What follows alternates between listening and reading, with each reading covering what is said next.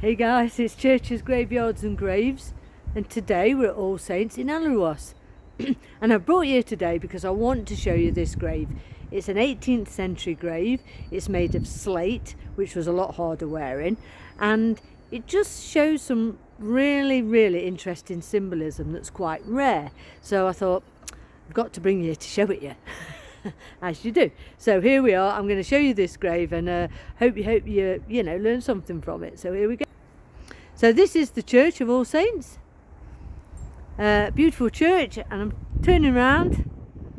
So there's the actual church.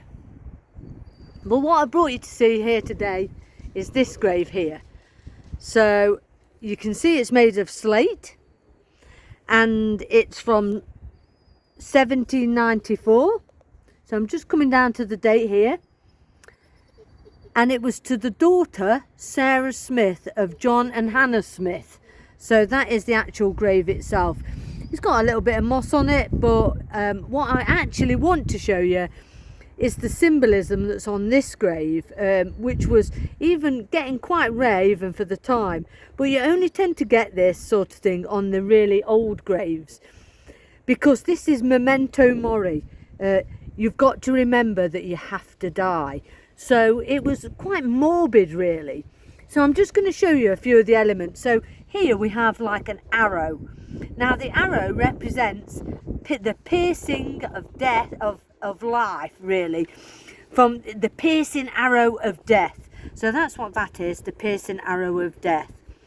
And this figure is standing on a plinth, and you can see it. It says, "Prepare to meet thy God." So, it's all a warning to us. So the piercing of life away. Sometimes it's the piercing of a skull, but not in this case. It seems to be facing upwards. And then you've got the plinth, "Prepare to meet thy God." And then if you go up a bit further, you can see it's still quite a crude carving, and it's difficult to see. It's not exactly an angel. It's more like an imp with wings. But it's stunningly carved, and you can see the wings. Possibly it's an angel or an angel of death. So the scythe or the scythe represents, the reaping or the reaper, the reaping of life. And so in his left hand he's carrying the scythe, and in his right hand he's carrying the hourglass, which basically says, your time is up.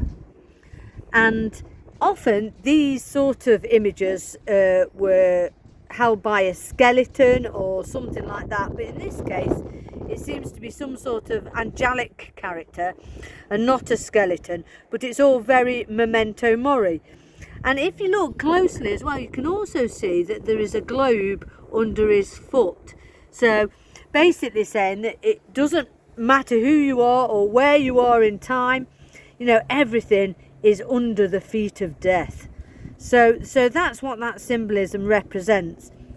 Now they went away from this symbolism in the 19th century to more pleasant things, which we can have a look at in a minute, because we'll go over and have a look what they replaced the memento mori with.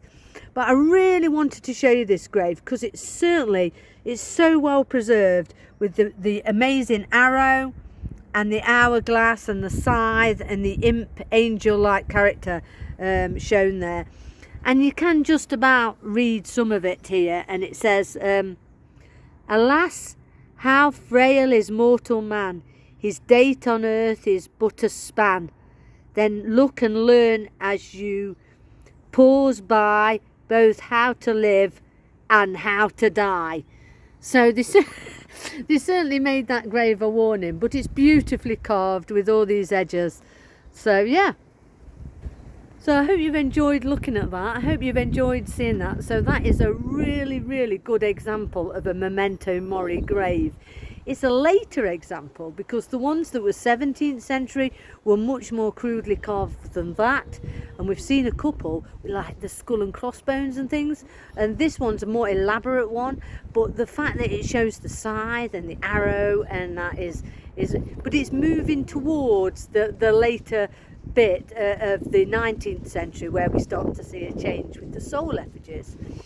which I can show you in a bit. So I hope you've enjoyed that. So that's a 18th century memento mori grave in slate, and here we are at All Saints Arowas. So, and we're near Christmas as well, so just in case I haven't said it, Merry Christmas.